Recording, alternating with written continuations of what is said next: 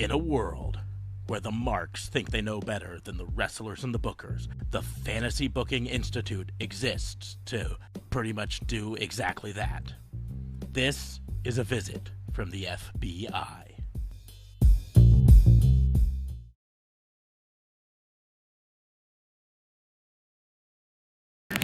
This is Dan the Dad, and you should listen to Raw and Order or you're grounded.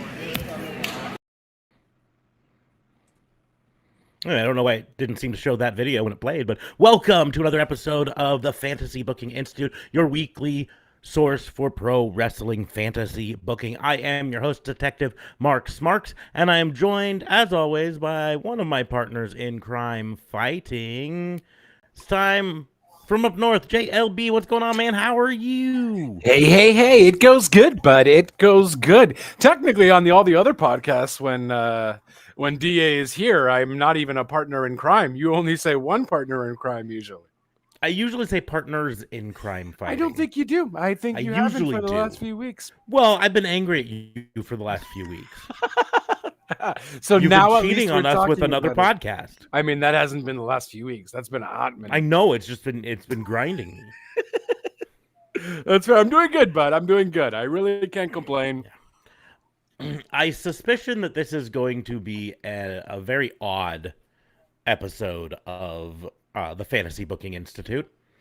Mostly because I suspicion that we are going to really be less fantasy booking some weird crazy thing that we haven't thought of or whatever, and more this will be almost like a episode of the WBU. You know, an episode of the WBU per se, because so before we get into all talking about this is where I take some time to remind people that Raw and Order is part of the Tatnisco Podcast Network. So if you want to check that out, the link is going to be in the doobly-doos for tatnisco.com. Down below, you can head on over there after the show, right? Head on over there, click on tatnisco.com, see the other shows on the network, learn a little bit about Tatnis, all that stuff. We hope to be having him on the show for our WrestleMania recap. That's the goal, at least. So check that out and everything. But anyways, and then come back here because we live stream definitely 2 times a week, every Sunday night and Tuesday night at 10:30 Central. Sunday night usually is a wrestling recap of the week news show, sort of. I don't know. It's not really news. It's a bitch session. It's really a bitch session is what it usually is. And then Tuesday nights is when we do normally fantasy booking. And fantasy booking is the name of the game, and that's what we usually talk about here. But today is going to be a little different, I think. And that's just because we had some pretty fucking major news break today that affects the fantasy booking concept entirely. And so I'm just going to lay my cards on the table that my fantasy booking challenge was going to be directly related to this. And I'm betting JLB had it in the back of his mind to do something related to this. Yep. Oh my God. There goes my fantasy booking. Yep. And if DA Fabe was here, I bet you he would have at least something to say about this. And so, with all of that, he'd probably do some like St. Patty's. Yeah. No, it's still too early. Still too early for that. But so because all of that, we're just gonna cut straight to the chase. The big fucking news that happened today was the official announcement by both Tony Khan and by Cody Rhodes himself that Cody and Tony Khan had failed to reach a contract for him, and so Cody and Brandy are no longer with AEW. That's big fun. I mean, he was one of the founding members of AEW, right? Yeah. He's one of the executive vice presidents, or was one of the EVPs of it. It's a big deal for him to suddenly be, not with the company anymore. Nope. He gone. That's why it's a work, man. I don't know why it's a work, damn it.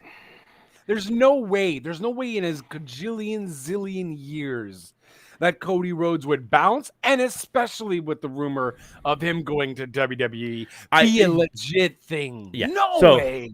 So I'm torn. I'm very torn on this for this reason. I do think it's very likely to work. That I'm not denying per se. But there's just so much that kind of has gone into it. Reportedly, the deal fell apart because Cody wanted big money, and Tony Khan wasn't ready to give him big money because, frankly, Cody's output over the last year or so and Cody's popularity with the fans has not been at the big money level in his mind, and he's spent a lot of big money recently on signing some big names, CM Punk, a Bryan Danielson, Adam Cole, I wouldn't be surprised if we don't see Johnny Gargano soon, once that baby gets born. And so the reports have it that Tony Khan's just like, I'm not ready to give you that much money for this, and that they were negotiating. I mean, this is reports from Dave Meltzer, where if you believe Dave Meltzer is such an AEW mark that he is, and he's got feelers in the back, that this would be a feeler that he would know, that they just couldn't come to terms. And so I think Cody is actively trying to go back to WWE. No. I think he wanted to stay with AEW, but he wanted more money. He has a bigger opinion of what he's worth than what Tony Khan has of him right now. Right. And so I think it really is a situation of it fell apart that way.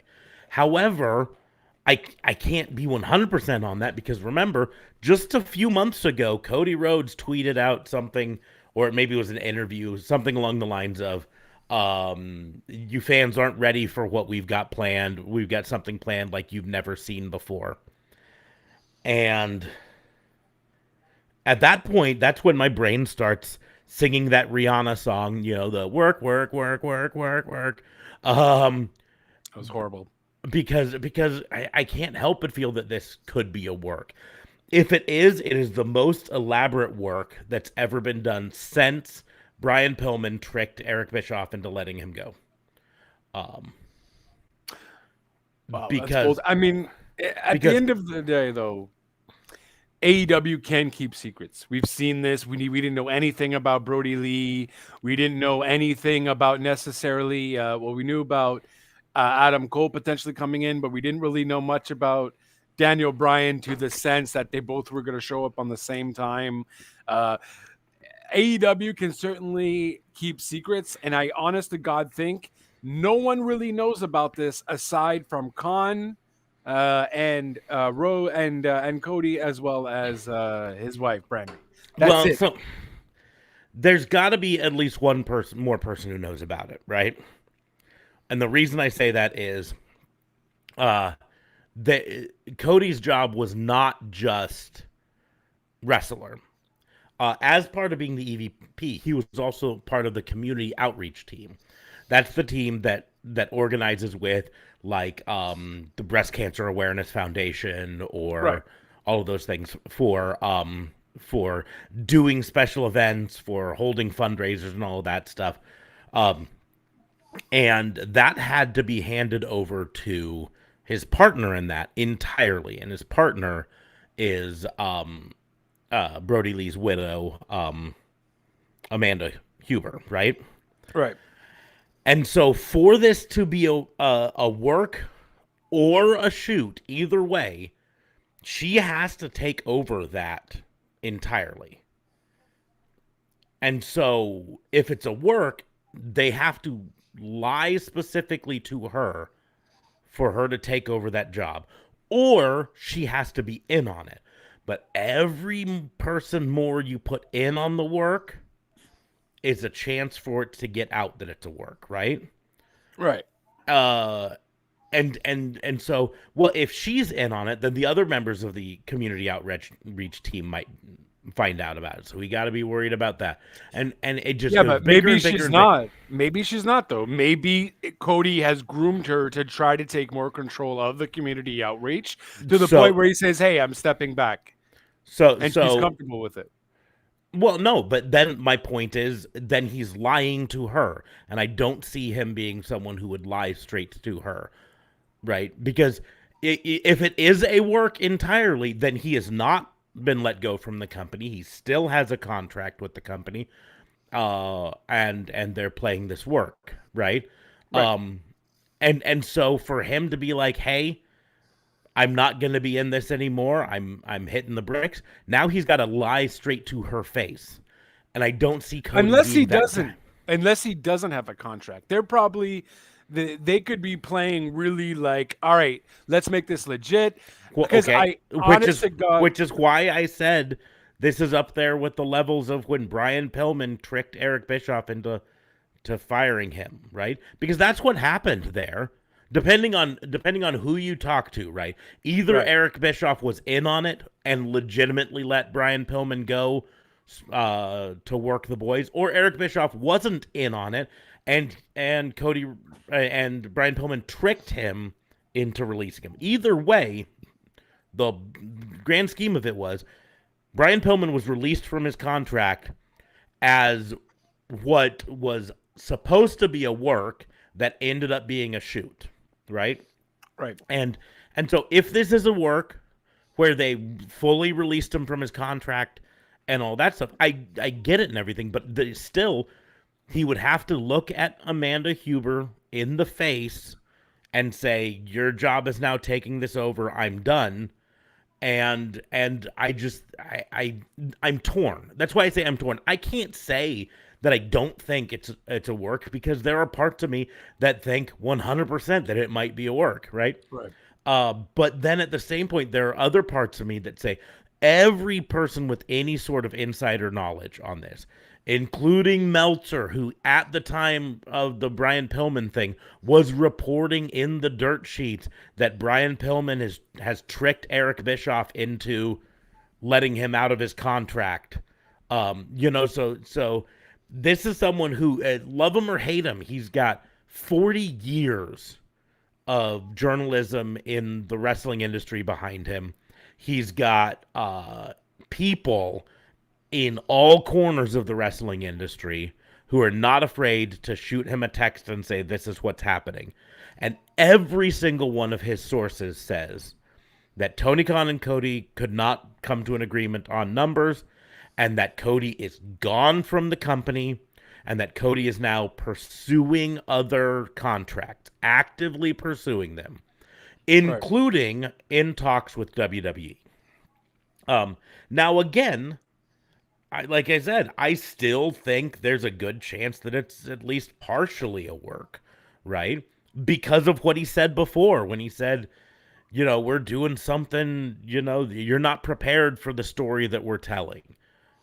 And this also his very little well could promo. be that story. His also little promo. I received a contract, not a contract I liked, or whatever the hell he said. Like, nah, man, it's too.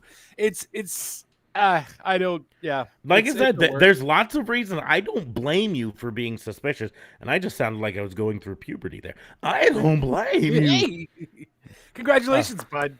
Yeah, it took me 44 years, but it finally hit me. Hey, better late than never. Yeah, maybe that's why I was having so much trouble having baby. Like, oh, we don't know why your wife's not getting pregnant. Oh, maybe it's because I haven't gone through puberty yet. That would be, that'd be it. For those new to the podcast, it's common knowledge that I went through IVF to have my baby. So that's not. Yeah, people are like, "What the hell? This guy really tells his listeners everything." Yeah, I do. I tell everything. So, anyways, back to this. I can't say it's not a work. It could 100% be a work, and if it is, consider me worked, right? I also can't say it's not a shoot, because every source in the industry says it's a shoot. Every single source. Do I think he quit or stopped because he wants to go back to WWE? No. I 100% think that he would rather not go back to WWE for many, many reasons, right? Right. I think he wanted to stay in AEW, but he also wanted more money, and he thought he was worth more money. And you can't entirely blame him for that thought. No, for sure. Because, I mean, yeah, he might not have been the number one draw for AEW over the last year or so. He might not have been the number one merch seller, but he was up there. He consistently sold merch. He also sold TNT on the concept of a reality show about an AEW star. He sold TNT on the concept of have a wrestling star from this thing be one of the hosts of one of your big game shows, your reality show game show things on there. Right. And so he probably feels that he brings a lot more to the AEW table than just wrestler and just EVP. And he was one of the people behind setting up the sponsorships with the breast cancer foundation. I can't remember which one they went with. All of these things that they recently did, the community outreach stuff that they did. Right. These are all big deals and everything. I'll also point out that if he really wanted this to be a work, then why was it a week ago he was on the AEW Unrestricted podcast talking about the community outreach and just absolutely praising Tony Khan for the wonderful things he's done, and praising Amanda Huber for how much work she's done and all of this stuff. And there was not a hint in that at all about it. He didn't talk about his contract situation there. He didn't drop any hints of, this stuff, which I feel like he would have done if it was 100% of work. But again, I don't know. This is one of those things where, like when Dean Ambrose that's exactly what they want. Well, no, but that's what's it. But here's the deal: when Dean Ambrose left WWE, and everyone was like, "Oh, he's going off to film a movie," I was like, "Nope, it's a work. He's going to show up in AEW." And while yes, I was still surprised when he showed up in AEW as Jon Moxley, because it was so quickly and and so violently and all that stuff. I wasn't surprised that he showed up in AEW. Right. And when he kind of ruined it too when he had that interview with Michael Cole. He mentioned something about if my chips are in the right order or something like that, and it was just very all in AEW-ish. Yeah, but he also lives in Vegas, so people who live in Vegas use gambling references. Oh, come on. But yeah. Anyways, but so that's the thing is most of the times before, when there have been things that have been works, I've been able to kind of, at least one part of me be fairly certain. This one, I'm so 50-50 on it. I just don't know where I am. I'm like, it depends on the wind. Like, I'll walk outside and I'll have 5 minutes where I'm like, yeah, it's 100% a work. It's a work. And then I'll be like, or maybe it's not a work. Maybe. I see that. And look, my friend, I was talking to my friend about this earlier today as well. He's not so much a Cody fan. As obviously, as you know, neither am I. But my friend was like, I am intrigued by this, though. As much as I hate Cody's character and here in wrestling, I am intrigued. Where is Cody going? What is he going to be doing? And I'm like, man, I still don't really care at the end of the day. But I honestly do think it's still a work. But even if it wasn't, does it really matter? Yeah. I don't. If he goes to WWE, he's gonna win the WWE. He's gonna win the 24/7 championship by summer. Who cares? You know what I mean? Like, I don't see Cody going to WWE at all. I don't. But if he goes to WWE, he's going as a. He's going as a big deal. He will get a Kevin Owens size contract, and he's going to be going. He's not going to be a 24/7 champion. He might not be the world champion, the WWE champion, or Universal champion, but he would be at least in that intercontinental title picture sort of a thing. Who's the IC champion right now? Who is the IC champion right now? That is a really interesting question. That is a really, really interesting question, and I could answer that right now, but I would have to put up a big spoiler alert thing. Okay, but whatever. Shinsuke is the current IC champion right now, correct? Shinsuke currently is. Yes. So, what has Shinsuke done for me lately as the IC champion? What has Schizo Guy Damian Priest done for me lately as US champion? Well, okay. We talked Damian Priest. Damian Priest has consistently defended the belt, and like consistently. Now you have gripes with Shinsuke's run, and they are legitimate. He has defended it twice in this most current run. Wow. Okay. And I didn't even know it was that low. Jesus. So there's legitimate gripes there. He's been basically forgot about. And I mean, I guess we might find out on Friday whether he continues to be the Intercontinental Champion. Well, I mean, wow. I don't think you have to say spoiler with that dude right there. It's very, very apparent. But do you know who he's facing? I do. Is it common knowledge who he's facing?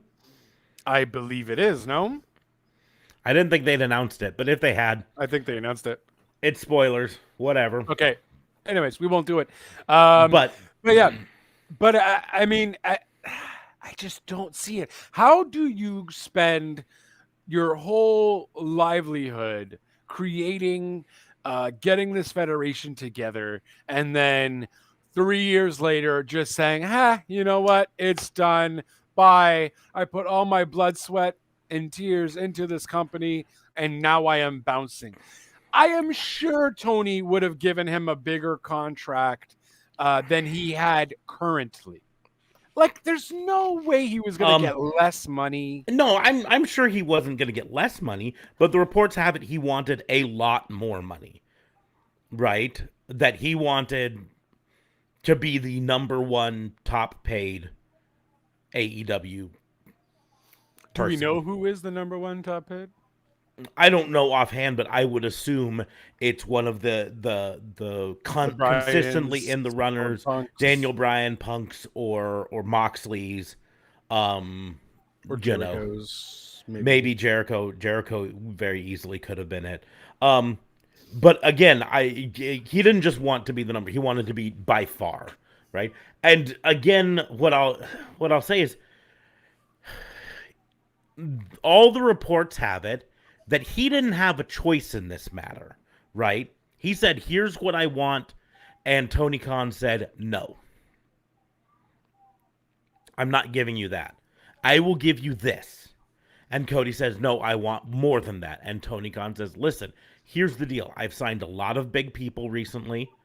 I've said consistently in interviews over the last 4 months that, I'm going to have to be more judicious with signings, and I'm going to have to be very, very careful about who I re-sign, right? Because of all the money he's been spending, and now it's time for a bunch of contracts to be up. And we talked about it on our shows that, Peter Avalon's contract is going to be up, that Brandon Cutler's contract is up, that all of the EVP contracts are up for renewal. All of them that from that first year. Every single one of them. Chris Jericho's contract, I'm sure, is up. And Tony Khan has to, on every single one of those people, go, is it worth paying them more to keep them around? Or is it worth more for us to offer them the same contract, or maybe even less because of a reduced role, with the chance of them bouncing out, and then saying, okay, they bounced, whatever. Peter Avalon not getting renewed for another year is not going to change the pocketbook of Tony Khan very much. Peter Avalon, I love him. I think he's hilarious. I think he's He's really good in the ring. I think with a little bit of tweaking on his look, he could have been really, really good, all in all. But in the end, him being signed or him not being signed is going to be a drop in the bucket of the budget of AEW. But those big name ones have a big impact on the overall budget of AEW. And AEW right now is looking at, well, shit. We just recently signed CM Punk. We just recently signed Bryan Danielson. We just recently signed Keith Lee, Adam Cole, Bobby Fish, and Kyle O'Reilly. We're probably going to be bringing in a few big names in the women's department, like potentially Athena, formerly known as Ember Moon, potentially. Mercedes Martinez. Mercedes Martinez just got brought in. Mia Yim is potentially going to be coming in, and those are going to be relatively large budget items for the women's roster, right? And so all of those things, Tony Khan's looking at the overall budget and saying, we've been signing a bunch of big names. There are going to be some people that we need to not renew their contracts. Right. And let's be very blunt. The ones that are going to have the biggest effect on this by not renewing their contracts are those big names like the EVPs from the beginning. Again, I'm not saying that I feel like I'm waffling here so much, but I want to be very, very clear. I'm not saying that I 100% believe it's a shoot, that it's everything. I'm saying that the chances of it being a shoot are about even with the chances of it being a work. It's so close there. Because there, like I said, there's so many things that they, like, hints that they've dropped over the course of the last few months that this might be a work. Like I said, Cody Rhodes whole thing with we're telling a story like you wouldn't believe, like you've never seen before. The whole Cody Rhodes when he retired on screen. When did he say that? About 2 months ago, 3 months ago, something like that. Someone was making, it was like an interview, and they were talking to him about why he isn't turning heel, and he went on this whole thing about it, and he said, "You're not prepared for the storyline we're telling." I'll try to look up the quote here in a bit, but okay. but that's the, and then like when it said when he retired out there on took his boots off, and then wasn't Lance Archer came out and destroyed him again, said you're not allowed to retire, sort of a thing, and all of this, and then the he gave me a contract, just not the contract. These are all hints that it might be a work. I agree with you on that. But there are also so many pieces of evidence that it's a shoot that I can't put it past that. I will say one thing. I saw a report or a rumor on that, he's going to WWE because now that he's got a family, he's got a daughter, WWE is going to be better for him with the daughter. I'm like, no, the fuck it's not. No. WWE has a tougher touring schedule. They literally do house shows that AEW doesn't do. So if you sign with AEW, they can fire you in a dime. They can fire you in a heartbeat no matter what your contract is. So there's no overall job security there. But again, like I said, if they're talking about, taking care of your family, right? WWE, you leave, say you get to put on Raw, right? You fly out on Monday morning to the location, you do your Raw, you stay in a hotel that night, you then travel to a place where they're doing a super show on Wednesday night. You do that show. You then travel to a place where they're doing a super show on Friday or Saturday night. You do that show, and then you fly back home, right? You're on the road at the very least 3 to 5 days out of the week, right? AEW, you fly out on Wednesday to do Dynamite. They tape Rampage after it.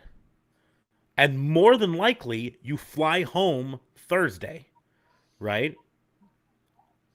Right. That's it, right? Worst case scenario, you fly out to Orlando on Saturday to film some scenes for AEW Dark, which, let's be honest, Cody Rhodes was never fucking on AEW Dark, right? There's nothing for him there. It's a developmental one. They don't need him there. So because of that, you're like, AEW by far, in terms of taking care of a family, is the better option for that because you're away from home way less. Exactly. Let's turn to Brandy Rhodes, because that's, to be perfectly honest, that's probably the more shocking part of this, because we've known the whole Cody Rhodes storyline with his contract is up and all this stuff for a while. But Brandy was just on Dynamite last fucking week to be attacked by Paige Van Zandt. Right. To have this whole storyline seemingly start just to be gone by this next week, right? Brandy Rhodes dropped the line 3 weeks ago on Ethan Page that we only hired you to get to Josh Alexander, and then dropped now entirely. I will point out Josh Alexander is a free agent, and AEW should really spend some of that money they saved by Cody on Josh Alexander. Give me the North. I agree with that. Yeah, straight up. But I don't know. I mean, like, let's just, for a fantasy booking exercise, since this is the fantasy booking show, if this is a work, let's approach this as a work. How would you handle the Cody Rhodes is no longer with AEW work? It's a work as in, oh geez. Okay. So I don't know, because my idea was kind of extreme. It would involve, fucking do it. It would involve a few things. So first and foremost, you have Cody play this. You have Tony Khan agree. Okay, go. He tries to attempt to get a WWE contract. Okay, getting a WWE contract for a small amount. Okay, but I'm thinking Cody gets something along the lines of he pulls a WCW like what Rick Rude did, where he shows up on both shows, kind of thing, to create some shock and awe. I don't exactly know how he would do that with, obviously Vince wouldn't obviously know about it, and they would have to create a stupid enough contract for them not to get sued over doing such a thing, unless Tony and Cody have decided, hey, we're going to spend this much money doing it. I had initially thought of that, but that is really kind of wacky and out there. And also sort of thinking, what did they say? This is just me. Oh, okay. Don't worry about it. Also sort of kind of just thinking, like, how much value would that really give to really each product? Because we do know Cody as AEW guy now, if you will. For him to go to WWE would be kind of messed up, but then for him to come back, I could almost see Cody wanting to do that, but they would have to not have like they would have to have like a one-off appearance contract with WWE or something, or a few days appearance for this amount of money to do that. But I don't see Vince or Nick Khan agreeing to that either. And that's what I was kind of thinking in that sense. Maybe you have Cody sign and do something before Mania with, I don't know. The only thing I could think of is Trips, but Trips is in no way in any shape to do anything, at least from what we know. Him versus Austin, I don't know why that would be a thing, but if the whole thing with Austin coming, that might be kind of fun, but again, why? Yeah, and then it ultimately just leads to the shock value of he shows up on Raw one time and then he shows up on WWE the same week. Kind of like what Rick Rude did. WWE than AEW the same week. Kind of what Rick Rude did. But if anything, I see him maybe even screwing over. God, this is such a Cody thing to do. Screwing over Keith Lee when he faces Sammy Guevara, and thus creating a Keith versus Cody feud. And that would ultimately give Cody the biggest heel ever because everyone loves Keith Lee. And you have that shock. Revolution is when? March what? 6th or something? 6th. Yes. WrestleMania is only... no, that doesn't work. Yeah, that's the only thing crazy I could think of Cody wanting to even go to WWE to do that, is if they can use that manipulation to their advantage, waste a little money in terms of ending their contract with WWE, or get WWE to give them like a 2, 3, 4 appearance deal or something, and not really ready to sign anything major just yet. But I don't see Vince falling for that, or Nick Khan falling for that. And then just his overall value as a wrestler, I feel, might go down unless he has it guaranteed. Hey, I'm going to face this guy for the world title, do this, do that sort of thing. Because WWE can pay him a lot of money. I don't. If they could pay KO $2-3 million, I'm sure they would give Cody a good chunk of change too to make that switch. But they would have to make it really, really believable, which is what they're kind of doing now. Cody's no longer on the community outreach. He removed all those things completely off. No one really knows what's going on. The dirt sheets are going crazy. It's because no one knows aside from Tony and Cody. But again, I just don't see WWE falling for that. But if Vince gets so angry and just they have to make Vince believe it for Vince wanting to try and sign Cody for a certain amount of time.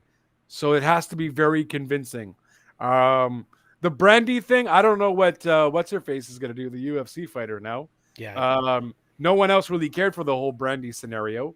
But her cat, whatever, was supposed to come and do something, so that's gone. I don't. It kind of sucks for her because I would like to see her wrestle. Brandy, I could really care 2 shits about. But yeah, I don't know. I don't see, unless it's that kind of storyline, I don't see how this benefits Cody. We talked about the scheduling. That's not good for his family. He won't. All of his friends have been fired from the company in shitty ways due to a pandemic. Why would you spend your blood, sweat, and tears developing a company from scratch, and then you see all your friends get shit canned, and then you ultimately say, "Hey, maybe I'm gonna go here"? No way, no way. And the only way I see him doing it is by pulling off that big of a maneuver. Or AEW, WWE invasion of some kind. There's some crazy, stupid shit that's going on. It's so out there. It's so messed up. I maybe more see the Cody thing happening first, of Cody going on Raw or something, and then showing up on Dynamite or Revolution to screw Keith Lee over, ultimately making him the big heel, because not only did he sell out and went back to WWE, he's also messing around with Keith Lee. And he ultimately signs a deal and pulls what's her face and throws a belt that he won on WWE television in the trash. But there's so much variables there for that to work. You would have to win a title. It would be such a long storyline. I mean, he could win the 24/7 championship technically and do that. I could see him very much winning the 24/7 championship and then him going to Revolution and then just throwing it in the trash. I'm sure Tony Khan would have no problem paying that fine if that was the case, because all of the publicity from that would be crazy.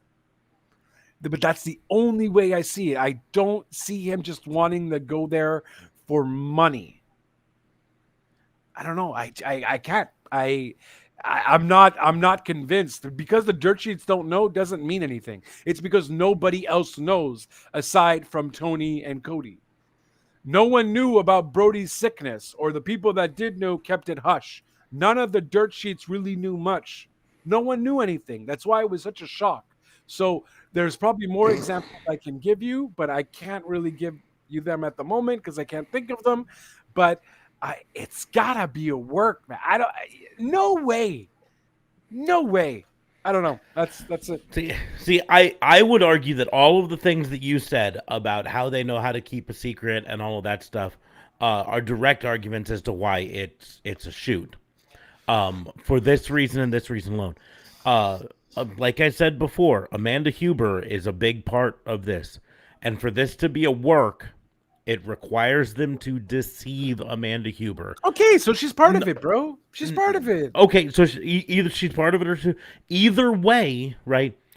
Keep in mind, Amanda Huber is not hired as part of the wrestling group, right? She is hired. Maybe an she signed executive something.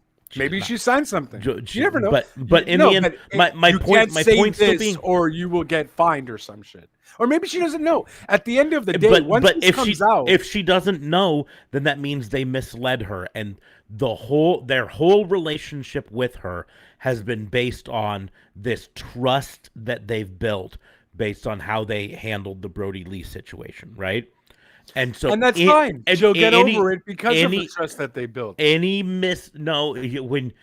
you have a situation like that and your trust is broken, you don't get over it, right? There's such a fragile thing. They built this trust, but it's thing, once bitten, twice shy thing, and that's why I'm torn. Again, I'm telling you, I'm so torn on this. Because there's part of me that thinks it's a work. There's part of me that wishes it's a work. She's not a twig, bro. She'll understand that it's for an ultimately bigger surprise for wrestling fans. No, you did this to make AEW look better? How dare you? Bro, come on. No, I'm not saying she's a twig, but emotionally, it's a betrayal. And when you've already had to deal with such betrayals before, and then your whole relationship with the company is based on the fact that they did not deceive you and that they proved that they were supposed to be trustworthy and honest with you, and then suddenly they betray you. It's a different thing altogether.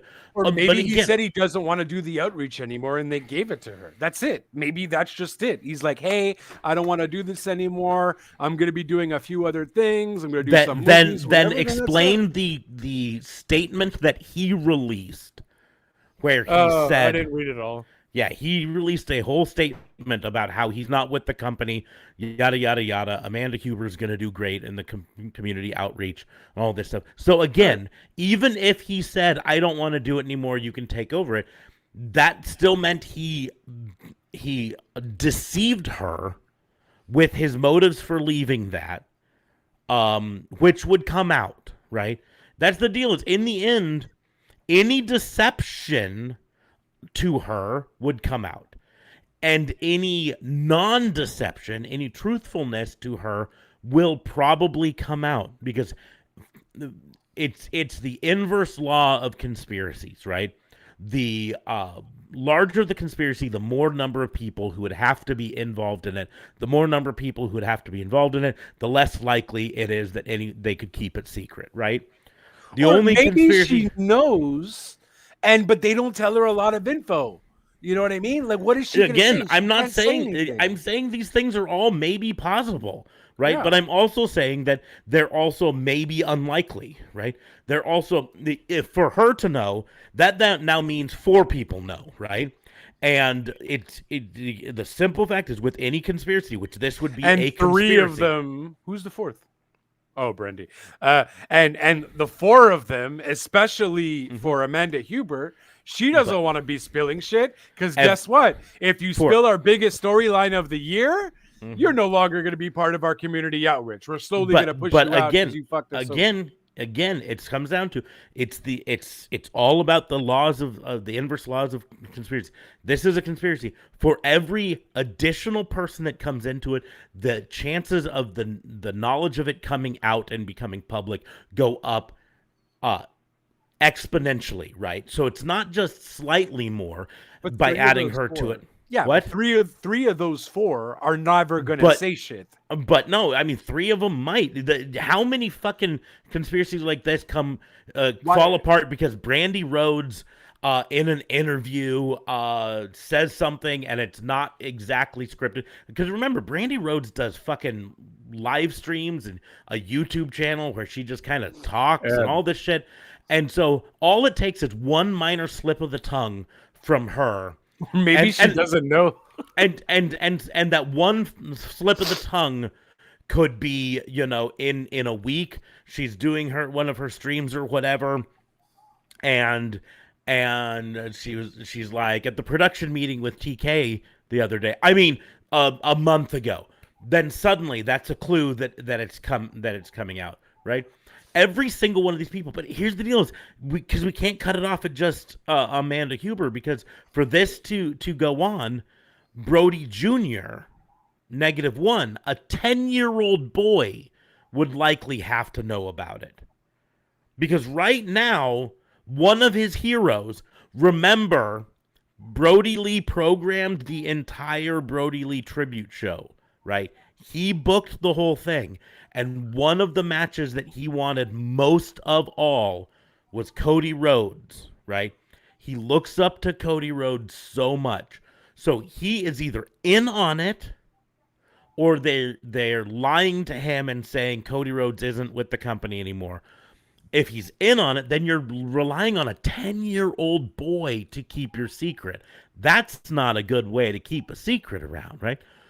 But if you're lying to it, 10-year-old boys, you can argue back and forth about Amanda Huber having the emotional strength to understand that she was being lied to for the betterment of the company or all of that stuff. That's fine. You can have that argument. I'll accept that, right? But a 10-year-old boy does not have the emotional strength to understand. The kid won't know better, bro. The kid won't know better. They're not going to say, oh, hey, yeah, by the way, I lied. I couldn't say anything to you. I was in contractual obligations. That is it. The Again, kid won't know anything. A 10-year-old boy doesn't fucking care about contractual obligations. To a 10-year-old boy, he's going to say, you lied to me. I don't care whether you signed a contract. You're my friend. You're supposed to tell me the truth. That's the way 10-year-old boys think. Yes, but he still goes, sees him. He probably still does stuff for him, and so on. So at that still point, there for him. So at that point, he's lying to a 10-year-old boy, which then has a chance of getting out that way.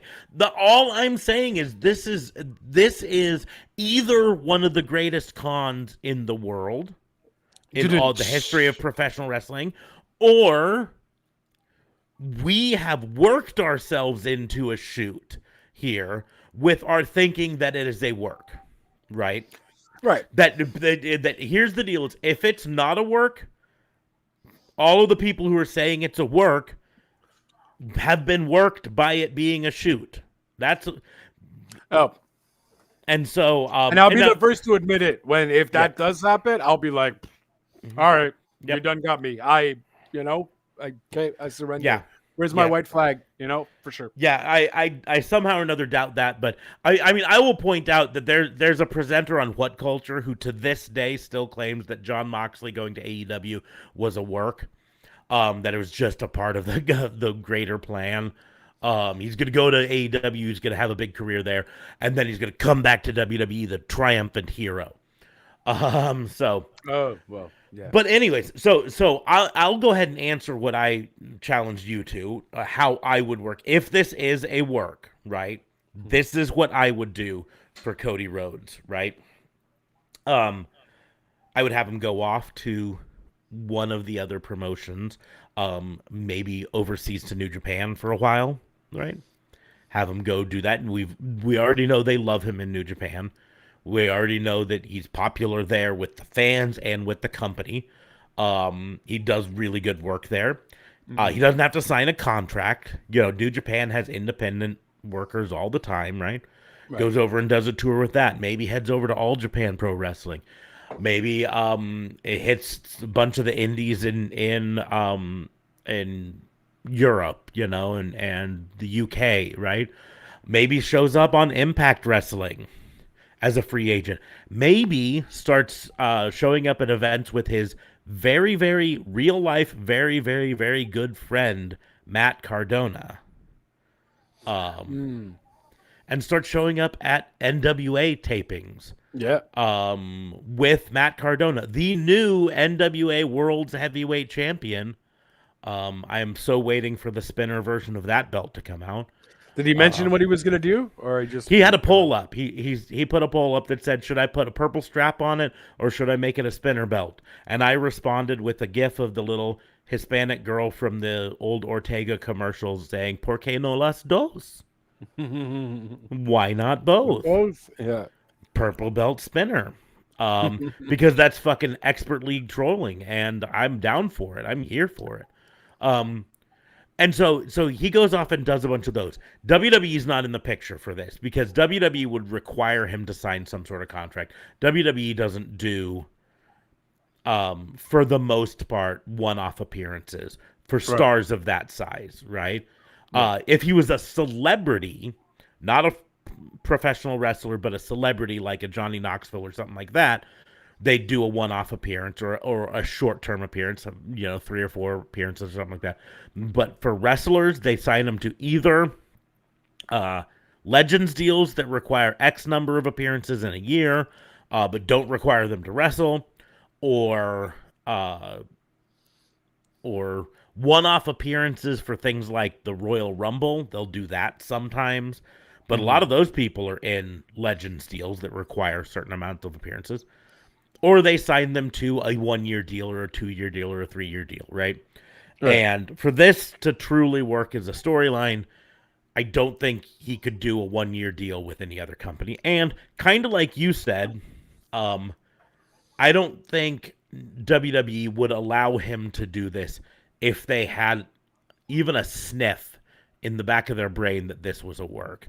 You know what I mean? Right. Like I jokingly said at the Royal Rumble, he should have shown up in Stardust, walked into the middle of the Royal Rumble, signed an AEW contract, and then deuced out. You know what I mean? Because I thought that would be a brilliant move and bring a lot of publicity to AEW. That's more joking because in the end, WWE would never allow that to happen, right? They wouldn't sign him to come in if they thought there was any chance he was going to do something on their show that promoted a different show, right? They don't play that way. And so his contract, if he signed any sort of contract, there would be a part in the contract that would say you can do nothing to diminish our product in favor of another product. Right. So I think WWE is out of the picture for this, but AEW, MLW, Impact, CZW, GCW, the British Indies, the European Indies, and the Japanese federations are all in this. I would have them run and do a tour of a bunch of those, right? Or maybe even New Japan. Maybe he does something with the Bullet Club in New Japan. That's what I said. New Japan. Have him do a tour of all of these other ones. Be the hottest free agent in wrestling, or the second hottest free agent if you count Matt Cardona. And do that, right? And then have him lead an invasion angle back into AEW, where he shows up with a group of his people, right? Just shows up at a show one day, walks in through the crowd, hops the barricade. Him and his friends push around the security. He hops in the ring. He grabs a mic and says, "Listen, 3 years ago, I told you guys that if I lost a match, I would never challenge for the AEW World title as long as I was with this company. Oh, yeah. But I'm not with this company. They let me go. Tony Khan decided he didn't want to sign me again. So I went off and I wrestled in New Japan. I went to Impact Wrestling and I captured their world title and I held that. I went to MLW and I captured their world championship and I held that. I went to NWA and I took back my NWA World Heavyweight Championship. And now I'm here at AEW. So you're thinking this is like almost a 6-month thing? I'm thinking if it is going to be a work, if it is a work, it's going to be a work that takes a long time to come true. Wow. Right. Okay. It's not going to be something we know the answer to in 2 months. Okay. Right. If only because here's the deal is we've praised AEW before about long-term storyline. We've talked about how brilliant it was that it took Adam Page 2 years to win the belt that he fought for in their first pay-per-view. Right. As a company, right? First full pay-per-view after their TV show started, but that's the side point. That he fought for and lost. And it took him over 2 years to get back to that and win it. And now he's the title.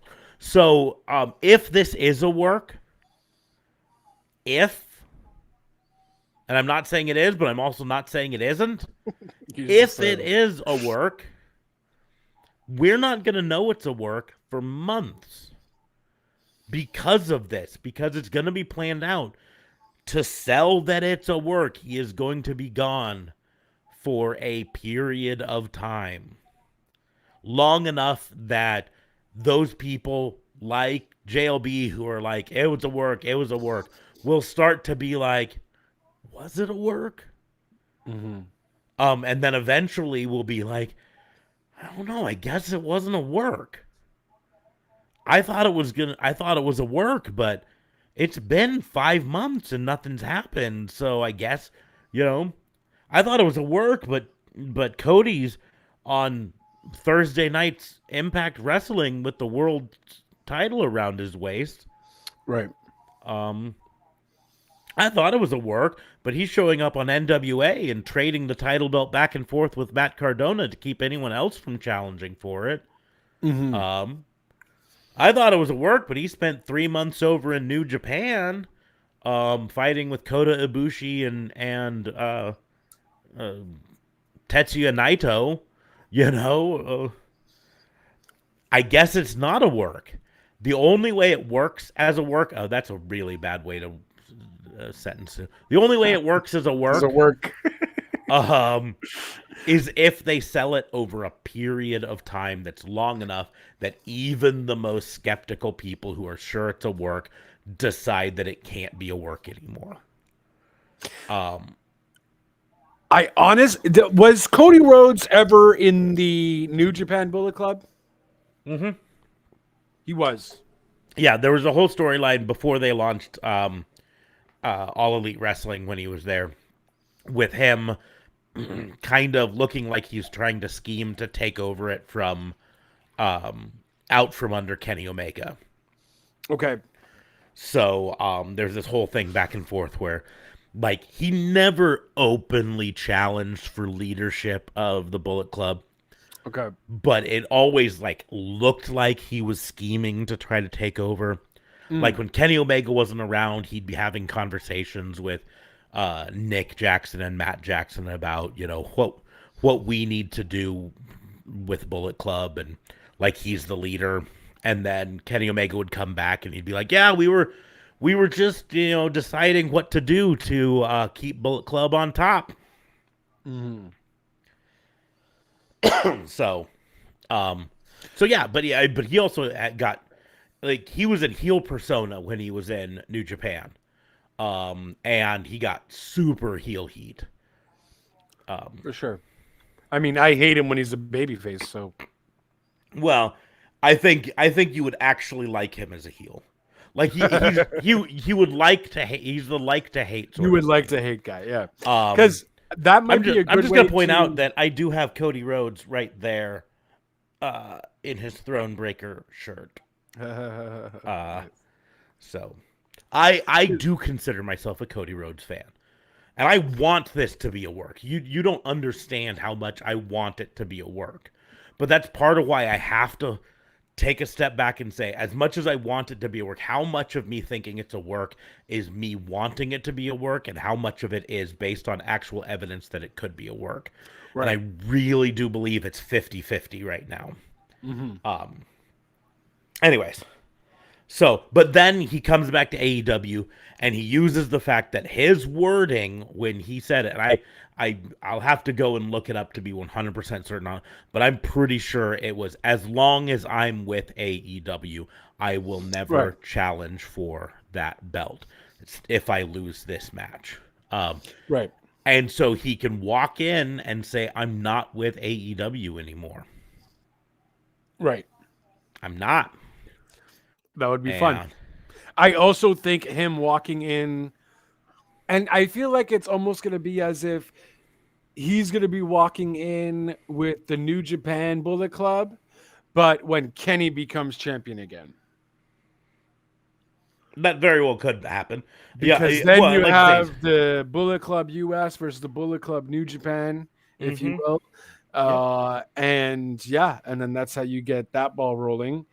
If it's going to be that long period, that's certainly more than enough time for Kenny to come back, more than enough time for Kenny to maybe have his Kenny and Young Bucks versus Adam Cole and the Red Dragon there, or Adam Cole, Jay White, and whoever the hell Adam Cole is with Jay White with a lot, could do something there.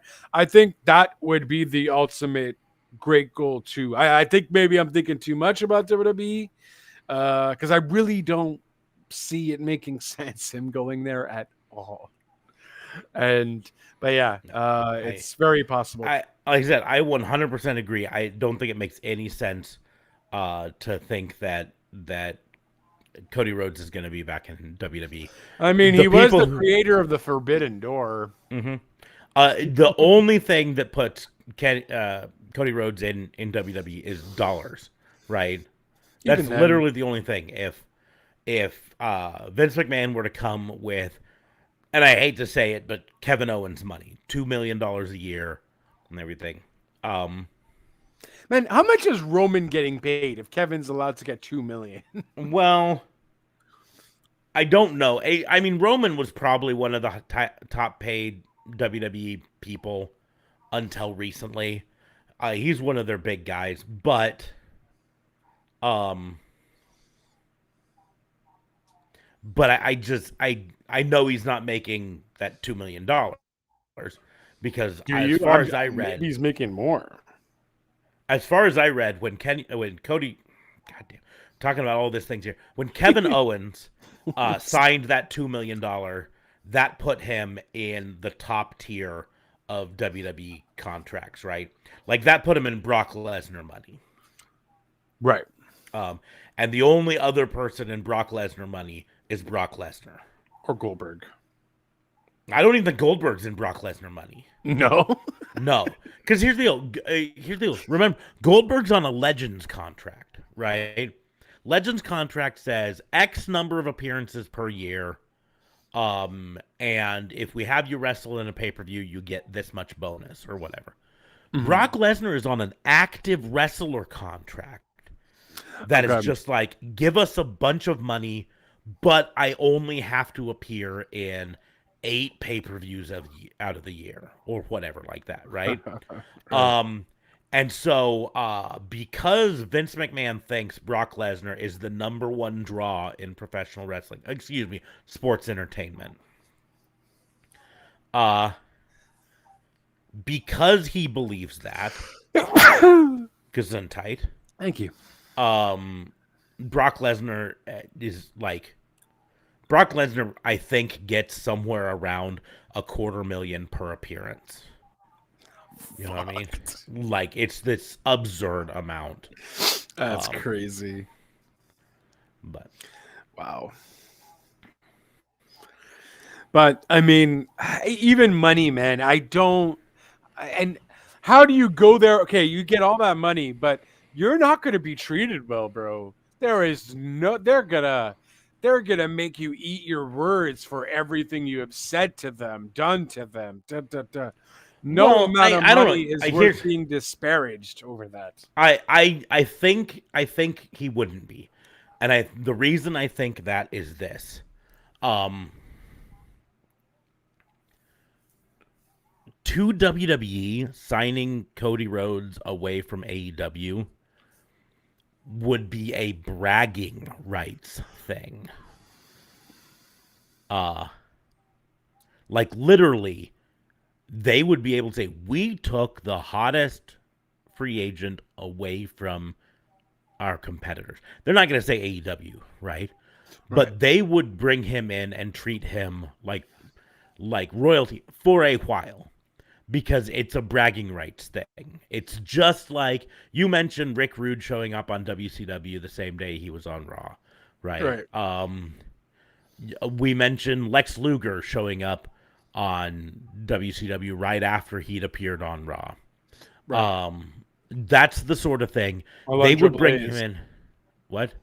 Is it Alundra Blaze? Alundra Blaze. She didn't show up on WCW immediately following an appearance. She hadn't been on WWF for a few months, long enough that Vince McMahon had forgotten that she was even the world champion, the women's champion, right? Right. But she showed up and she dropped the belt and she was presented like a big fucking deal because she was signed away from the competition, right? And that's what they would do with a Cody Rhodes for at least a short period of time. For the first 4 months or so that he was there, he would be presented as the hottest free agent in all of professional wrestling. Right. And then they'd probably change things up and when he no longer was that, he'd fade away and he'd be, mid-card again. But I 100% believe he would be the focal point of a lot of things. Like, he would be immediately put into a feud with Roman Reigns. He'd probably lose to Roman Reigns. But he'd be put into a feud with Roman Reigns immediately for that reason, right? If only to say, look, our best guy can beat one of their top guys, right? Right. Yeah, I see WWE definitely taking that route, for sure. But yeah, I don't see Cody wanting to do that, though. But no, I agree. I don't think, for a couple reasons. He was never happy with the way they treated him there. Right. Brandy was super unhappy with the way they treated her there because she wanted to be a wrestler. And they said, fuck no, you're not a wrestler, you're a ring announcer. Right. You're going to interview some people backstage. I mean, to be fair. I mean, they weren't wrong, but that's beside the point. Right. This is all about what she wanted. And so she feels like I was cheated. I wanted to be a wrestler and they told me I couldn't. Right. Whereas at least in AEW, she wanted to be a wrestler and they said, okay, go out and be a shitty wrestler. Right. Valid point. And yeah, we'll see. We'll see what happens. I just don't think no one knows. And that whole cryptic tweet from Sean Ross Sapp yesterday was pretty interesting, where he just did the eyeballs and everyone's like, okay, bro, what are you talking about? Like, stop with all these random cryptic tweets. Like, what the hell? And then we hear this news come out today. So I'm like, damn, Sean Ross Sapp has been sitting on this probably since yesterday. And I'm like, okay, but I don't know. I just can't. I am at like 98% of work. I really am. I just don't believe it. I don't see it. I even see Cody Rhodes taking a pay cut to stay in AEW. Because it's his baby, bro. Like, come on. Well, no, and I 100%, I understand that, but at the same point, Jesus, why does this happen? Wrestling Inc. needs to fucking fix their website. Oh yeah, I never go to their website. It's really trash. Well, like no, their news is great. It's just for some reason or other, when I click on it on my computer, it takes me to the mobile view. Like I'm looking at it on my phone. Oh, yeah, which makes the text like 3 inches tall. Yeah, but even their layout is kind of annoying too, though. I'm not a fan of I the can't layout. talk about their layout because fucking when I go to it, it gives me the mobile view with 3-inch tall letters, and Is there an M in really the the only link? reason I clicked on it. Nope. What? Straight through Google. Now they're already saying Vince McMahon reportedly has huge plans for Cody Rhodes. Like, where are they getting this info from?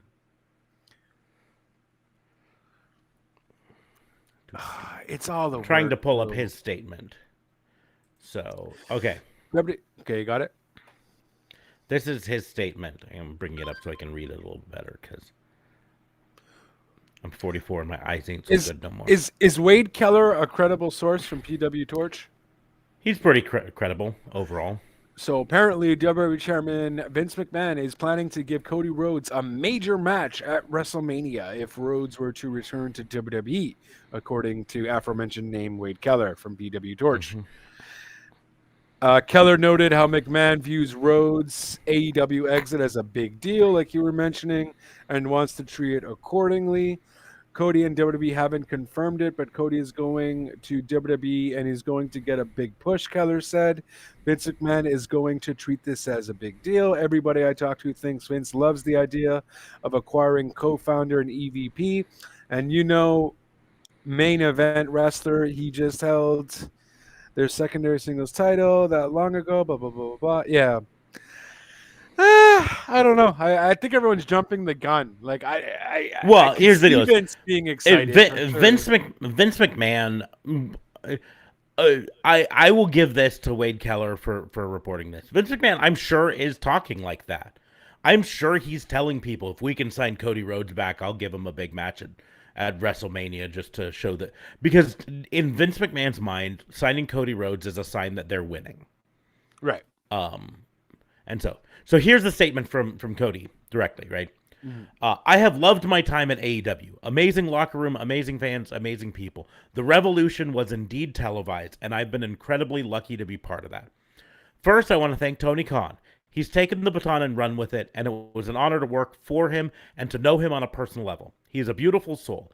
Obviously need to thank my incredible wife and the mother of my baby girl, Brandy, for all of her love and support throughout this journey together and the amazing relationship she fostered with Culture City and the American Heart Association. I also need to thank Nick and Matt Jackson. These two, whether they know it or not, took an undesired and not confident little cub and gifted me the confidence to become a leader of the pack. Kenneth Omega, Chris Jericho, Chicken, we started the fire. I must thank Tim W., Keith M., Greg W., and the amazing production crew who understood and captured the vision with such grace. I can't name everybody, but thank you to Mega, Margaret, Harrington, Jeff Jones, Dana, Tony Schiavone, Byrne, Raph, and the hardest worker in the game, QT Marshall, for propping me up and kicking me in the ass when I was running on fumes. I must thank all my kiddos, MJF, Jade, Sammy, Darby, Lee, Ricky, Tom, the Guns, Brock, Velvet, Nyla, Aubrey, Turner, Vanilla, Solo, Spears, Julia, Anna, Will, Wardlow, Sonny, Fuego 1, and of course Negative 1. While we're at it, give Jade to Cody Vader. I also need to take a moment to thank the great partners at Warner Media, including Brett, Sam, and the rest of the team. I have so many milestones and beautiful memories of this renaissance. Through sweat, blood, and tears, literal fire, and all that, I left it all on the mat. Everything pales in comparison to the final contribution I was empowered to lead at the company, the community outreach team. In the most inward moments, your outward behavior and your ability to take the flame/influence and do something of value for the communities you visit, whether the cameras are on or off, is the highest honor. I'm confident Amanda Huber will lead the department with style. I am so proud of my creations and contributions and the items I supported or collaborated on with such wonderful professionals. Thank you, fans. Y'all did the work. Let's live forever. So that is not the statement of a person who's working the fans to me. That's the statement of someone who's legitimately gone and wanting to thank the fans. If he was trying to work the crowd, I would expect the statement to be more like, Tony Khan wouldn't pay me what I wanted. Tony Khan wouldn't pay me what I'm worth. You know what I mean? But he starts off with saying, I want to thank Tony Khan. He's taken the baton and run with it. He's a beautiful soul. Yeah, but Cody has respect for the business, though. He wouldn't say anything. And also, the best part of it being a work is for you making it believe like he's leaving. So this is the perfect message to do so. And again, I can't argue with that. I'm just saying my brain reads that and triggers the it's not a work thing. That's the idea. Because this doesn't and I'm usually pretty good at spotting works, right? I've been watching professional wrestling for 30 years. I'm usually pretty good at going, they're working us. And I'm not saying... I can't wait to save that clip. If you're watching this on Twitch right now, make sure to highlight that one. Yeah. Fucking hold on to that one. But here's the deal is, you'll never know when you can play it, because if it is a work, it'll be 6 months from now before we find out that it's a work, right? Because again, this isn't going to pay off in 3 weeks. He's not going to show back up at Revolution and be like, ha, I got you. Because that's not the way Tony Khan and AEW work with storylines like this. If it is a work, it's going to be 6 months or so. It's going to be full gear in November. You know what I mean? At the earliest. Right. I think All Out's even too soon, really, for this to play out the way that they would want it to. So. Yeah, I mean, if he gets Matt Cardona popularity, that could really go for a hot minute too. So, yeah. On top of it, here's the other thing I am going to say right now, with 100% conviction on this. If he gets Matt Cardona level popularity on the Indies, it doesn't matter if it was planned to be a work; it becomes a shoot, right? Right. Matt Cardona doesn't sign with any company. Not because none of the companies want him to sign with him, but because he knows that his worth is better as the hottest free agent in the game than the person who signs with the company. That's why he doesn't have a contract with Impact Wrestling or MLW or NWA or New Japan or GCW or,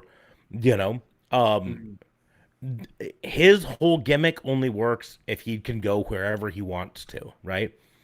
And if Cody Rhodes on the indie scene becomes that level, it doesn't matter what he planned to do with Tony Khan. Tony Khan comes calling in 6 months. Cody Rhodes says, I'm sorry, I've changed my mind. Right. I'm going to stay fired because here's the deal is, I'm going to be 100% honest. WWE could call with a 8-figure deal for Matt Cardona right now, and he'd probably turn it down because he's having so much fun doing it his way now. Right. I believe that. And that's the same sort of thing that I think would happen if Cody Rhodes goes on that same run. And so this could be a work that becomes a shoot. It could be a shoot that becomes a work. It could be a work that stays a work or a shoot that stays a shoot.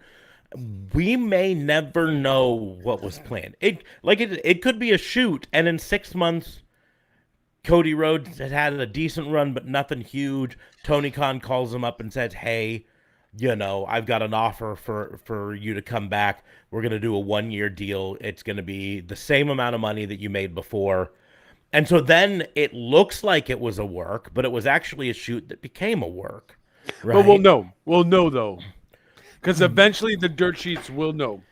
But here's the deal is, you say all that, but if you're so convinced it's a work right now, in 6 months, the dirt sheets say, oh, it was a shoot and everything. And then a month later, he signs a contract. Your brain's going to say, the dirt sheets were wrong. It was a work the whole time, right? Because that's the way the human brain works. This is not an attack on you or anyone else, right? It's called confirmation bias. when you've got a belief in your head one way, your brain will reject things that work against it in favor of it, right? And so if it's a shoot and then at some point in the future he signs again, everyone who thinks it's a work will immediately say, look, see, it was a work. Even if all of the dirt sheets reported, because the dirt sheets reporting right now 100% that it's a shoot, and your brain's already saying that the dirt sheets are wrong, right? So in 6 months, but it's so fresh, so they're eventually going to get more info. They'll get all the more info they want, but your brain, once your brain tricks onto it's a work, your brain will hold on to that and ignore stuff, and then it sees evidence that supports it, like he signed a new contract. Your brain's going to immediately say, I told you it was a work. And you're going to be like, oh, I guess he's right. It was a work, right? And again, this is not an attack on you. This is just based on, 100 years of behavioral science and psychology. We know that the way the brain works, confirmation bias is real. It's why we have anti-vaxxers. It's why we have flat earthers. It's why we have the second gunman on the grassy knoll believers. It's why we have Tupac isn't dead. It's why we have Michael Jackson isn't dead. It's because confirmation That's bias. A thing? It's not a thing. It 100% is a thing that Michael Jackson isn't dead. Oh, Jesus. That he faked his death and he moved to like Jamaica because they were getting, like, there are various versions of it, but one of them, like, the FBI was getting close on the child pornography ring, so he faked his death so that he wouldn't get charged and have to go to jail, and he took all his money and went to Nicaragua or someplace, you know what I mean? It's why there's a group of people who believe in the Q conspiracies, that believe that JFK and his son JFK Jr. are both still alive, despite JFK being shot live on TV and JFK Jr.'s plane crashing. They believe that they're both still alive and that JFK is going to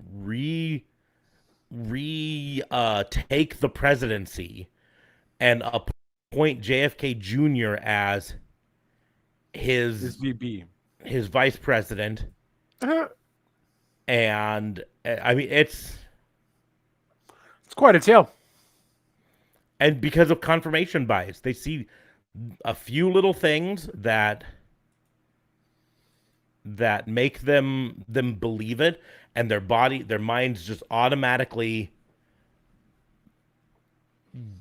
disregard anything that doesn't line up with it. Right. So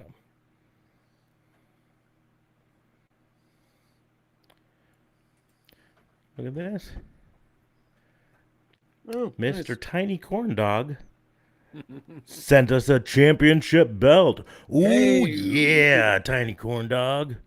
Ooh, yeah. Nice. That is the championship title that Cody Rhodes is going to need to get for doing this fantastic work. That's what's going to happen. But yeah, I mean, we'll find out. Essentially, though, I went more the WWE route just because there's a bunch of those people thinking that that's actually a thing. Your route does definitely seem more likely with him pulling a Matt Cardona. I even think maybe just sticking with New Japan. So, what did he say? Holla if you hear me. Little Scott Steiner. Big bad booty daddy. But there's no muscle there, so it's not as good. No, there sure is not. Hey, it's mean. It's inside somewhere. It's growing internally. Well, maybe you should talk to the genetic freak Big Papa Pump about how he got so big. Oh, it definitely was not steroids. It was 100% not steroids. I don't believe it. So yeah, so this normally is in fitness. Yeah. This normally is a fantasy booking show where we talk fantasy booking. What's his most recent one? Sorry. Never been down. But we didn't really do the fantasy booking like we normally do. This is normally more of a challenging thing, but this was news we had to discuss. You know, and we did a fantasy booking. I mean, we did. It just wasn't our normal fantasy booking show. So, normally we have like I'm trying to remember. Da Fabe challenged me to book a Valentine's Day match for WWE last week because that's what he fucking does. But surprisingly, I missed that one. Surprisingly, it wasn't bad. I had kind of fun with it. So, but what then it was a 4-way elimination mixed tag with couples in it. Okay. Nice. And I'm trying to remember who all I put in it. That's fine. Miz Maurice, Montez Ford, and Belair. Those were 2 in it. I don't think I put Edge and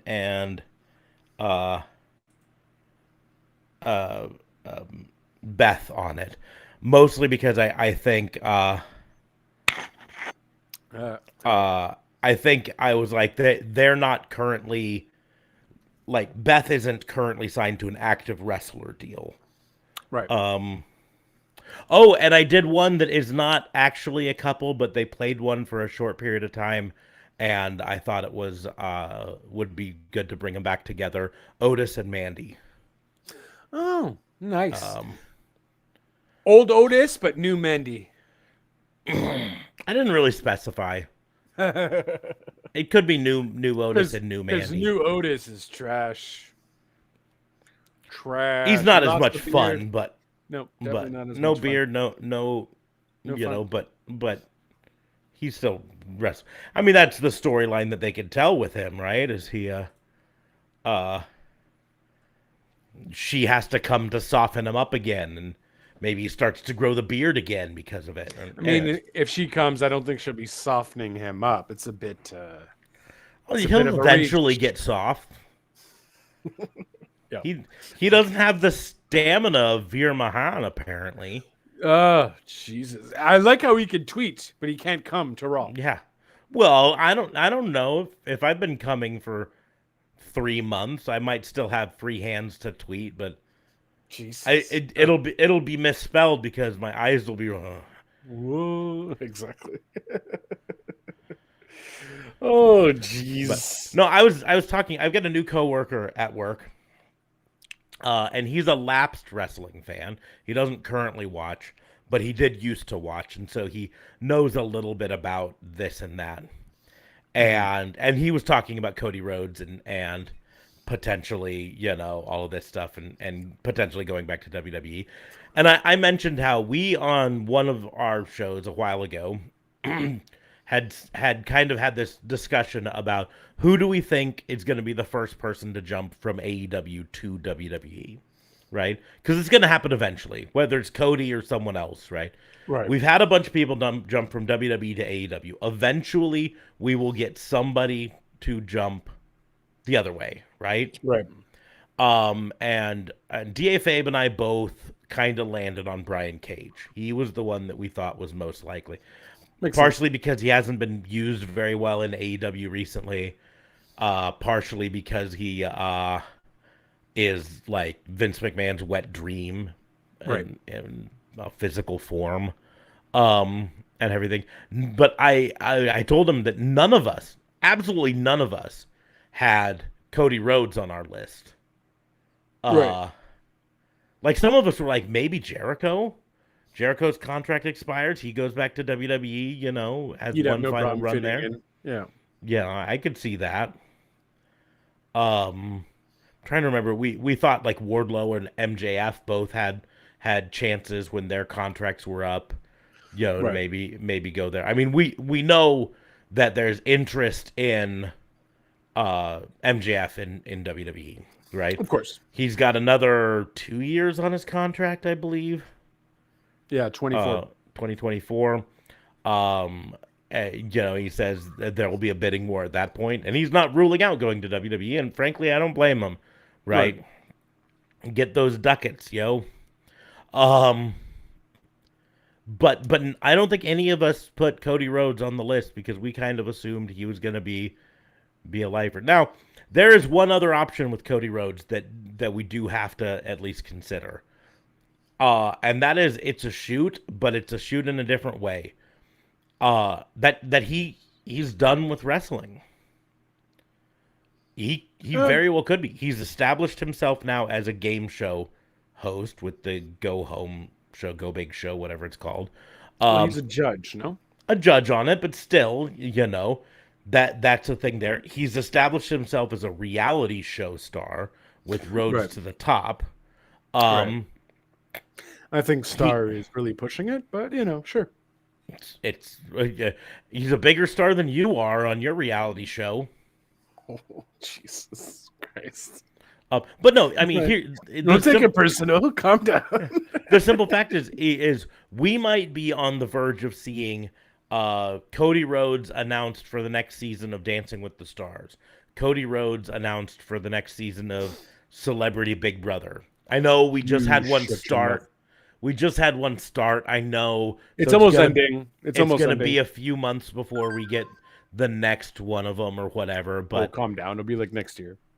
But he legitimately could be planning to no longer be a professional wrestler and move on to other streams of entertainment. He could be sending out feelers in Hollywood to try to be in movies. I mean, I know he was in.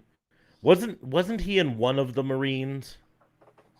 Who? Cody? No. That I'm thinking of the other fucking second generation star. DiBiase. DiBiase Jr. Yeah. Or whatever. Yeah. But my point is, I mean, he literally could be thinking Hollywood. Like I'm tired of beating up my body on a daily basis. I'm gonna become The Rock. Right. Where instead, and I could see him having that ego and kind of him just maybe being done with wrestling too. Yeah, I mean, I could certainly see that. That's very possible. So that is another option but to at to least not sign like just a backstage office. I'll help. Oh well, I guess they've kind of already alluded that they don't need him, right? Backstage. Well, I mean, here's the deal: is a backstage office job probably actually has more responsibilities than a wrestler position. You've got to be in production meetings. You've got to be in all of this, that, and that. And if he's trying to establish himself in some form of Hollywood, or something like that, he doesn't want to have those meetings potentially getting in the way of him doing stuff. He would be better off resigning that position and still being an active wrestler. Because an active wrestler, he would only be needed basically once a week, Wednesdays. Right. And so, I will point out that Cody Rhodes does have some acting credits, including 7 episodes of Arrow. Oh. So he has dabbled in Hollywood before. Dabble. Mm-hmm. He's dribbled. He's dribbled in Hollywood. Brother. He also voiced on an episode of Scooby-Doo. He voiced Stardust, so it was a WWE episode. He voiced on an episode of The Jetsons with WWE in Robo WrestleMania as Stardust Bot. Oh, okay. This was back when he was in WWE, needless to say. Obviously. Yep. I mean, he has the look. I mean, it's very possible. With him getting all these other multimedia things outside of wrestling, Go Big Show, I think he maybe just can see himself as just a production guy in terms of cable networking, advertising, Stuff like that. Maybe he wants to dab into that era, and that would certainly give him a lot more money. Mm-hmm. And so that's something that we have to consider. Like I said, so I'm gonna put my final odds, at least as of right now, at 49% that it's a work, 49% that it's a shoot, and 2% that he actually is trying to go off into some form of other media like Hollywood or TV acting or something like that, or game shows or stuff like that, right? Which technically is partially shoot, but that's beside the point. That's where I'm at here. I'm still pretty evenly split between shoot and work. It's just that little thing there that there's a chance that he's like, you know what, I'm gonna go be an actor, or I'm gonna go be a,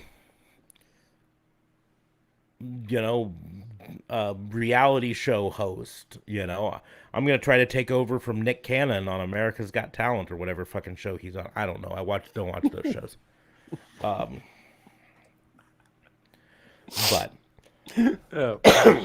but then I don't know, but essentially that contract that he would have gotten would have been his reasoning for doing that, though, right? Because we see how much he was still wrestling, do a lot in the ring, how he was still doing great, how he did that fire spot and all that. If he was sick and tired of wrestling to an extent, he wouldn't have done everything he's been doing the last few months either. So you can't tell me that the contract was so shit that he was just like, you know what? I'm just going to go into Hollywood. No way, man. No. That's not what I'm saying. What I'm saying is he's a professional who was under a contract, and that contract required him to do his job. And he was thinking maybe Hollywood is coming up, and people from Hollywood might be watching my performance on this. And if they see me phone it in, then they're not going to call me to audition for their superhero show. Right? Okay, that's fair. So even though my contract is expiring or expired, right? I'm on a per appearance deal. This is my chance to impress scouts. Scouts for reality shows. Scouts for TV shows or movies, I'm not saying it's real. I'm saying that we can't rule that out as an option. Right. No, I think it's small, but I think it's something that's an option. But that's what your wife said. Tiny was the word. Tiny was the word. Okay, sorry. Tried to give you a few, Yeah, small is doing me a favor. There's a reason we had to do IVF. And if we go full circle, it's because my pew don't shoot so straight. Pew don't shoot. Oh, damn. But this new coworker, I'm willing to put money. He's a Laps fan, but I'm willing to put money on less than a month before he starts watching wrestling again because of the conversations that we had. Because I could tell he really liked it, but I could also tell that he stopped watching because WWE got so shitty. And because of the way I talk about how enjoyable AEW has been, I'm willing to bet within the month he watches AEW and starts to get back into it that way. And to that I say, welcome in, brother. I mean, yes and no. It depends, because if you're really into the WWE storylines and how they showcase those, you might not necessarily be into AEW. I have no problem thinking anybody who watches AEW and watches their wrestling will say that WWE's product is far less superior than AEW's product for wrestling. There's no doubt about it. But that's my point. Is he stopped watching WWE because he was no longer happy with the WWE product, and he stopped before AEW was around. Right, but I mean that could have been in terms of not just wrestling but storylines, right? It could have been for both, but I would argue that storyline wise, AEW still has the better storylines overall too. The storyline with Hangman took 2 years to do, and I nearly cried when he finally won. Yeah, you're not going to get someone who recently watched WWE and stopped to get into a Hangman storyline. You need that. It's more of the production of the storyline. No, because I disagree here. Because again, this is someone who got back into watching wrestling through Ring of Honor and then WWE. But right? You're a wrestling fan. And then I fell in love with AEW because of the storylines, right? But even more than that, right? There's one thing one piece of evidence that I haven't presented yet that you're missing on this. When talking about he stopped watching WWE because the product was disappointing to him. His favorite wrestling show, the one that kept him going as long as it was not WWE. It was Lucha Underground. Okay. Which had a combination of fire wrestling that you'll see in AEW and long-term heavy kayfabe storylines. So that's what I'm saying. I'm putting money. Less than a month, he'll be back into watching AEW, if only because of the conversations that we have about it at work. Right. Definitely ask him though next time. Ask him. I mean, with Lucha Libre, it does sound like wrestling. It was a heavy set, but again, those kayfabe storylines are so ridiculous. A good form of entertainment is there too. Mm-hmm. So, but I mean, we still have Death Triangle in AEW. We've got the Kings of the Black Throne. I mean, Kings of the Black Throne, I'll give you, is Lucha Libre-esque. It's very fucking. And I'll also point out that a lot of the former Lucha Underground wrestlers appear in AEW. So if he was already a fan of Lucha Underground, right. But that's it. Again, ask him though. Ask him if it's the silly kayfabe storylines, and I say silly because some of them can be really out there.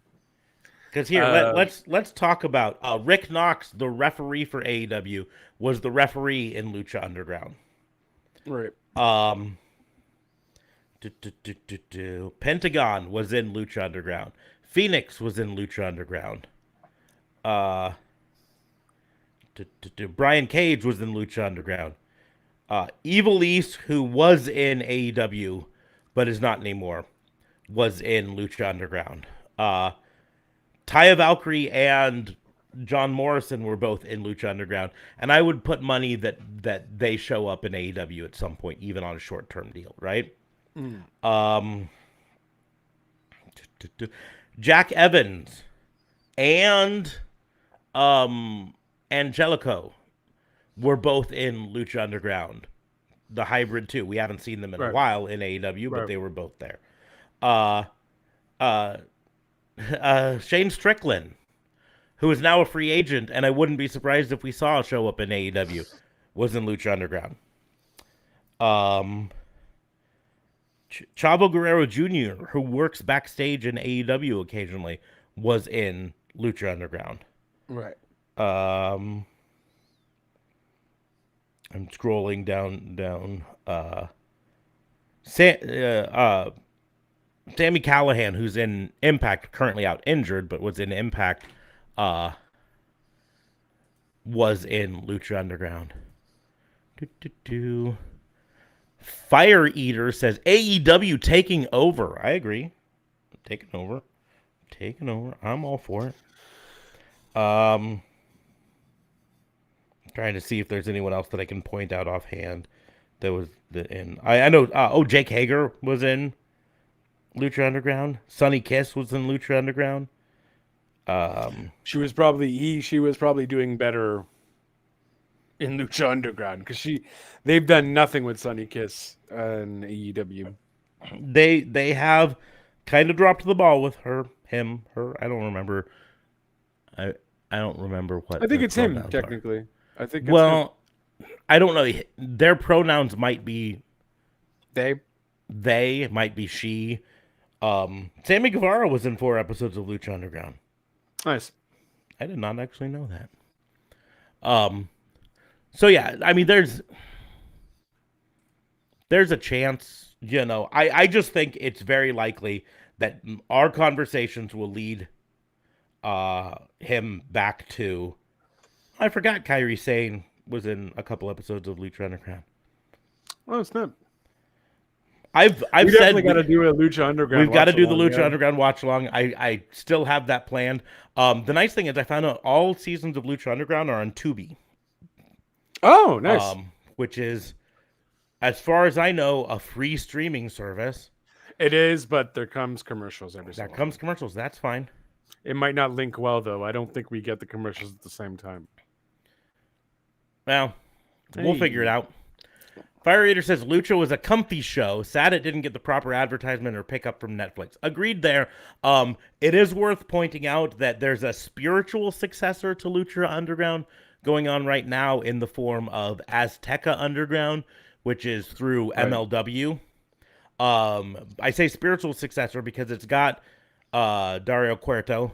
I think they gave him a new name or kayfabed him a new name. I can't remember exactly. But it's bringing back a lot of the things of that. So it is worth maybe checking out if you're in a position to watch some MLW or catch that. I don't know if it's on a streaming site or not. I'll have to look that up. But yes, Lucha Underground was great. Loved Lucha Underground. And so we'll do a watch along as soon as we definitely gotta do a watch along. The logistics of it. It'll probably be a Twitch only watch along, and it'll probably be one of those where you have to have your own stream. And we'll try to just sync the streams. We won't actually have the video playing just for copyright reasons, so we don't get copyright strike and shut down, sort of a thing. But anyways, on that note, we will move to our game. This is the game that we play at the end of every episode of the Fantasy Booking Institute. It's called Pick or Pass. We're going to go back and forth. We're going to start off with two wrestlers. You have to pick one and pass the other one back to the other person and then add one. So there will always be two wrestlers. We're going to do this until we get bored with it or until we get stuck. Usually we end up getting stuck with one wrestler that neither of us fucking want ever. Right. So, right. I'm going to start off with two wrestlers that both appeared in Lucha Underground and had a lot of fun there. We're talking Ricochet and John Morrison. Pick or pass? Ricochet. Mm-hmm. John Morrison.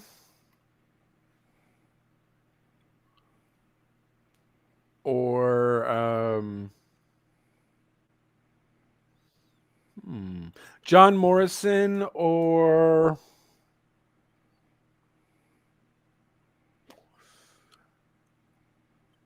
Amazing Red. John Morrison.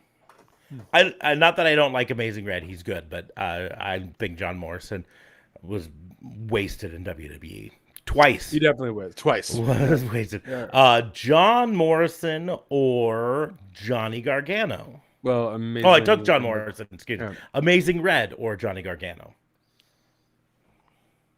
Johnny Gargano. Got to bring this up again. I feel like Amazing Red or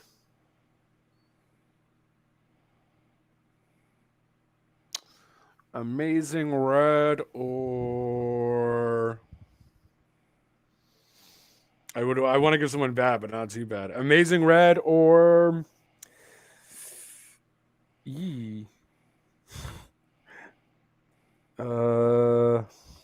No, I don't know. It's Amazing Red or Psychosis. I like Psychosis, but I'll take Amazing Red. Psychosis or Vampiro. I was never a fan of Vampiro, and I follow him in everything. Psychosis. Vampiro.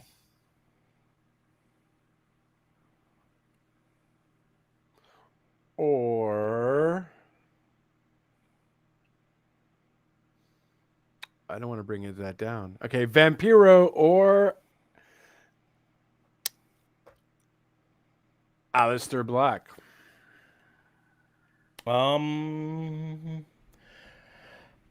I want to say Aleister Black, but I'm going to, just for the sake of keeping this going, because this will be a great way to bring it up, I'm going to say Vampiro. I'm going to keep Vampiro in this case. I'm going to put Aleister Black or Adam Cole Bebe.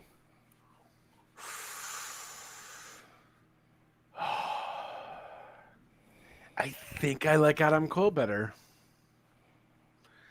I love how phenomenal Aleister is, but I think I appreciate Adam Cole's work more if I had to choose. And you do, so you're taking Adam Cole. And I do. So Aleister Black.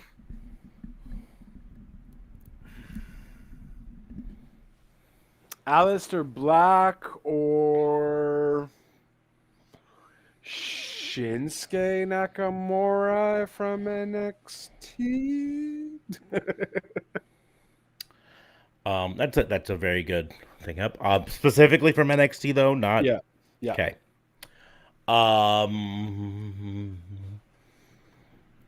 If you're limiting it into NXT, I will say Aleister Black.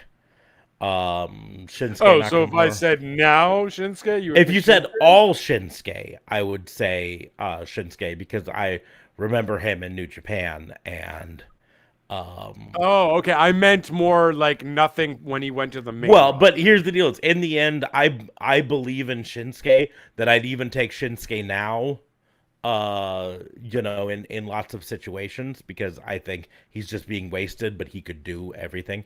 But you're taking Aleister. But I'm taking Aleister. I do think currently Aleister has a bigger upside in the long run for this. So we're going to go Shinsuke Naka work here anymore versus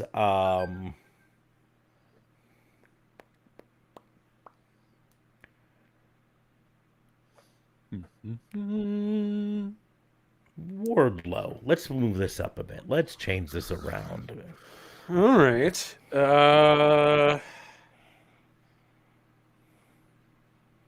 Shinsuke or Wardlow? Mm-hmm. Okay, Shinsuke. Wardlow.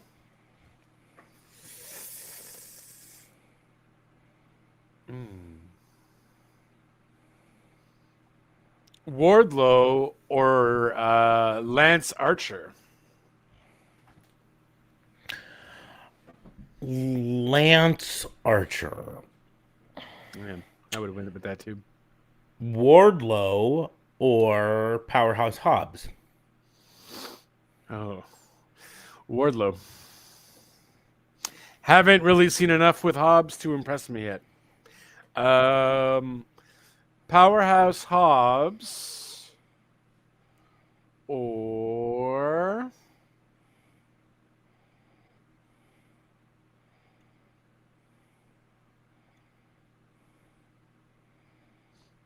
Otis. Powerhouse Hobbs. Otis or I don't know where he's working right now, but hey, Tucky. Tucky.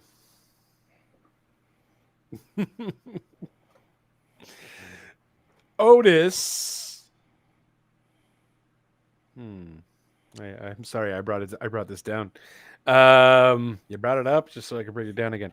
Otis. Or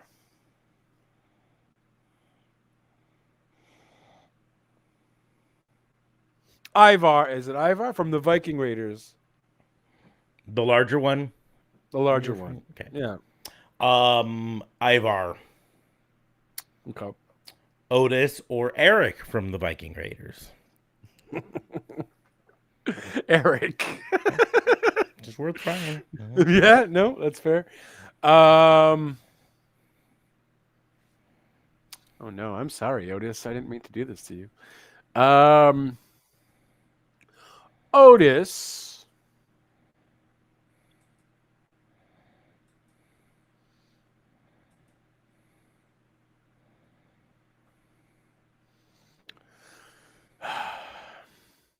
or what's his face?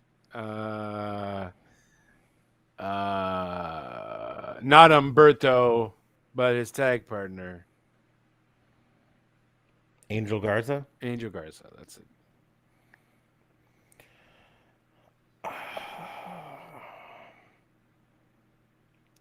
Angel Garza. Fucking Otis. Oh wow. Otis or current Mark Henry. Oh come on, poor Mark Henry. He's never gonna get out of here.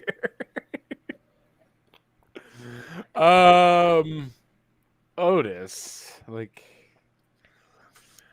you can't say Mark Henry. You can't say current Mark Henry. He's an announcer, for fuck's sakes. They made a big deal that he's still got it in the tank. He can wrestle, but he has not wrestled. If you said Big Show, it would have been understandable. They said he still can, and that he's still air quotes licensed to wrestle. Then I would pick Mark Henry.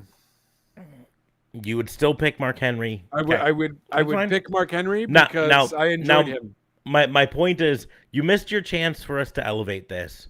You fucked it up. But go ahead and give me Otis and.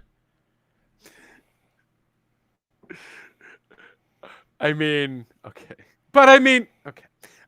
Otis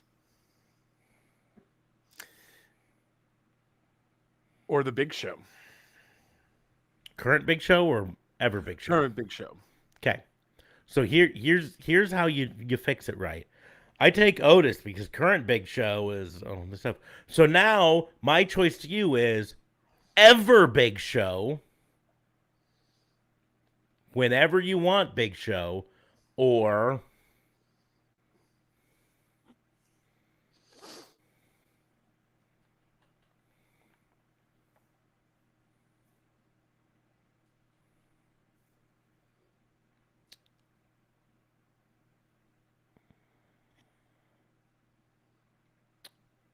Omos. What? Big. I'm saying Omos elevates us out of the. It's a small elevation, but it still helps because Omos does have an upside down. He just hasn't shown much yet. Right? No, that's fair. The thing is, I have to walk a line because I couldn't say whenever you want Big Show or Braun Strowman because then that's going to keep us on Big Show, right? Right. So I have to try to keep someone that you would want to take Big Show over. But now Omos versus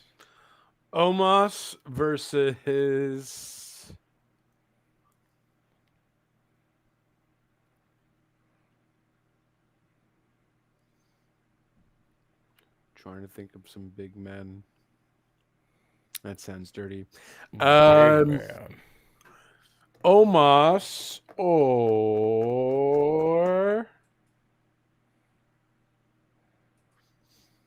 C.W. Morrissey, but in WWE. So Big Cass. That's it.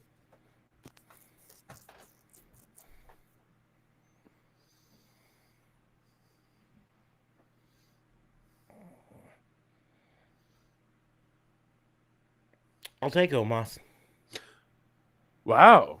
Okay. I was not a fan of Big Cass. To the point where Big Cass is not better than Omos? I was not. Now here's the thing is I'm gonna 100% say since WWE, Big Cass, M. Morrissey, Cass, XL, whatever you want to call him. Right. He's been fucking phenomenal, right? Right. But the problem, I think in WWE he was lackadaisical and he never developed his physique at all. Right. And he's done that outside. So anyways, so now, but Omos in WWE has been better than Big Cass was in WWE. Not by much, but I was never a fan of it. But anyways, okay. Now I see, here's how we get up. Now we've got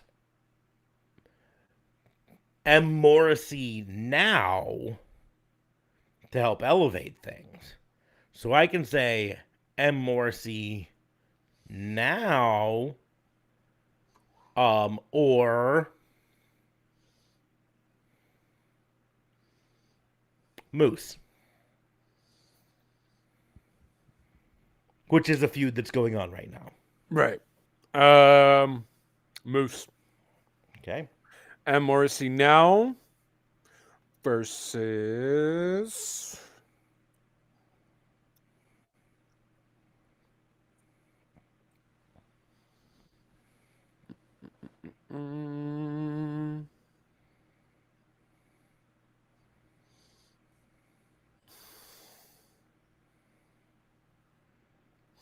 all-time Kane.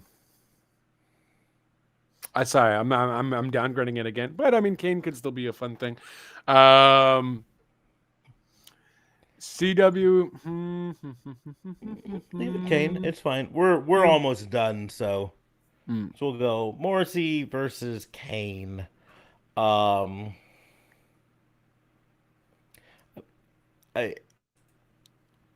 the honest opinion. Kane. Yeah, all-time Kane. The honest opinion that I bring up here, and the DA Fabe and I have gotten into arguments offline about. I was never a huge Kane or Undertaker fan. They just did nothing for me. So in this case, I'm probably gonna take M. Morrissey. So W. Morrissey, whatever his name is. So now we've got, this is gonna be the last one. And I feel like it's fitting.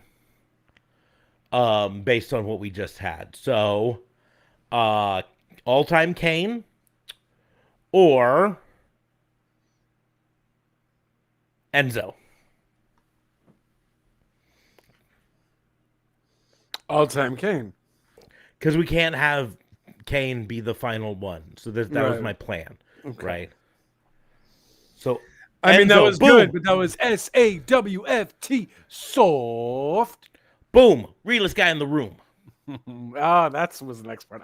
I forgot for the longest time, and I've been meaning to look it up. Oh, Jesus. Is he still in Indies? He is. He apparently recently tweeted out a picture of him, and he's been fucking getting ripped. Oh, man. Fire Eater has been playing along with us. You have not been paying attention.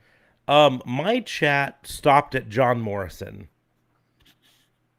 And that's been the only one that's shown up for me. Oh, snap. Okay, never mind. That's old. I've just haven't been paying attention. I'm sorry. Thank you, though, Fire Eater, for being such a trooper. Mm-hmm. So he seemed to start to play along and then stopped. But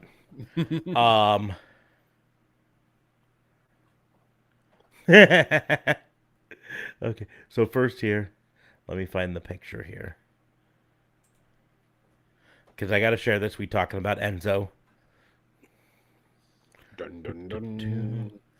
And then this peek behind the curtain. Normally we've used StreamYard, but we Streamlabs Melon had a special for Valentine's Day where you were able to. Don't tell them our secrets. Able to sign up for it for a really good deal.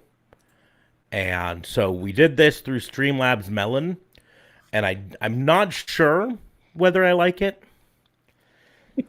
I don't hate it, but there are some things about it that don't work the same way as our old one. So, right. So this is a picture from Reel 1, Enzo Amore's Instagram reel. Why did you not press that? Press show. Show on screen. There we go.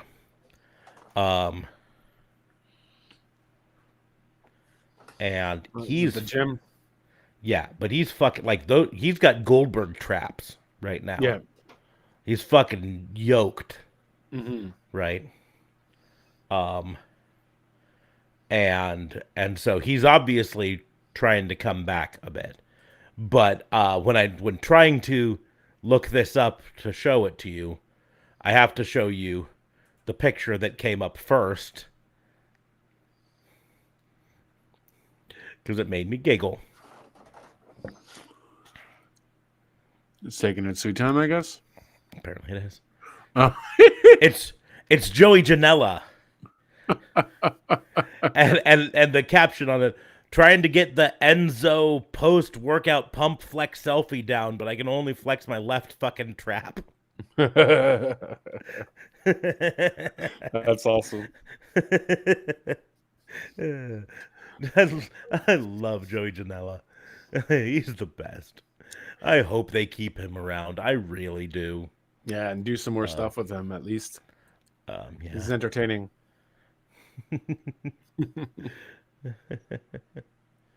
Anywho's. Okay, that's enough of that.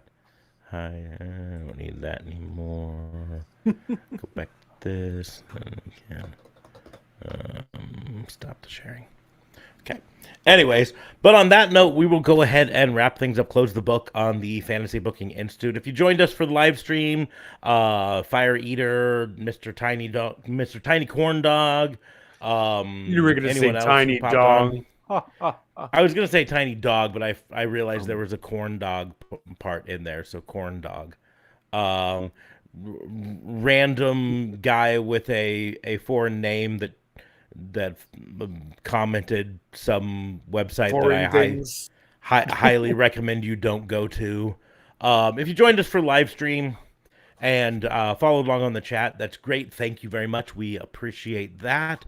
If you're listening to us on audio version or watching us on one of the replays are going to continue to stay up on Facebook and YouTube.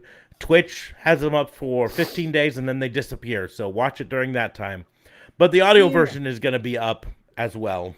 Yeah, exactly. So we appreciate that. We would love to have you join us while we're live. It's a ton of fun when we have a lot of comments in the chats here to talk about and everything. So we understand, though, it's late. It's late for a lot of people. It's fucking late for JLB, and he's we give him crap sometimes for not showing up, but fucking some days I want my beauty sleep because man it ain't working, so I gotta keep sleeping. Well, I would say maybe try something else then. The beauty sleep ain't working. You're right. But anyways, but I understand it's late for some people and everything, but it's a ton of fun if you can join us on this. I would also recommend, even if you're watching this on Facebook or YouTube, that you head on over to our Twitch channel, twitch.tv/RawAndOrderWBU. And the reason I say that is we will be doing live streams that are Twitch only. Certain things just work better straight through Twitch, and that's specifically like live reaction videos. And so you might notice up in the corner over, I can't point to it very well because it's over there. It's on JLB's screen, but it's up there in the corner. Now I see it. There's a thing. It says AEW Revolution live reaction, and it's a little thing. There's a donate button, should be somewhere on your screen if you're on Twitch, that allows you to give us a bit of money. And I pledge, if we can get up to $50 there, that I will do a live reaction video, live stream of AEW Revolution. And that's in just a few weeks, so we don't have a ton of time to get up to that. But if we get up to that, I will set up my camera and everything, and I will live stream my reaction from beginning to end of AEW Revolution. And who knows, maybe I'll have a coworker from my job here to watch it with me. I don't know.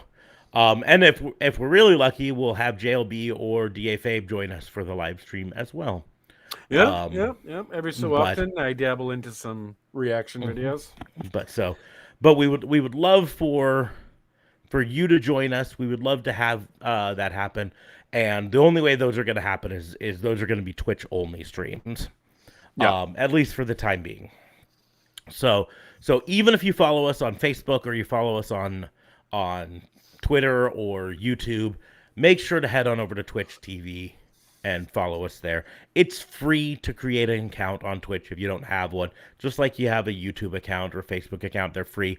Just create one on Twitch and follow us there, because then you will be notified when we do our live streams that are Twitch only. There's a lot of things, a lot of reasons to do Twitch, And the more people we can get over there, the more reasons there are there. So we would love for you to follow us on Twitch. But if you can't, right, we understand. Follow us on Facebook. Follow us on Twitter, on Instagram, on all YouTube. Those things. Yep. You can follow me at Raw and Order WBU. It's right down there at Raw and Order. That's pretty much any place that's Facebook, except it's not. It's Twitter, it's Twitch, it's Instagram, it's TikTok, at Raw and Order WBU. The only reason it's not on Facebook is weird and wouldn't let me choose it. So instead, it's at Pissant Podcast, just like it's on the hat here. Just like is at the title of this stream. I've started calling these Pissant Podcast Presents. So follow us on Facebook there. You can follow JLB at JLB420 is the personal on the Twitter. By all means, I talk a little bit about everything: wrestling, music, movies, all of that. And of course, you have my all entertainment podcast, Real Talk Radio, where we dab into a little bit of everything to try and entertain you guys. And we're going to be doing a lot more live shows, because I am also using Melon as well, since we are promoting the streaming platform.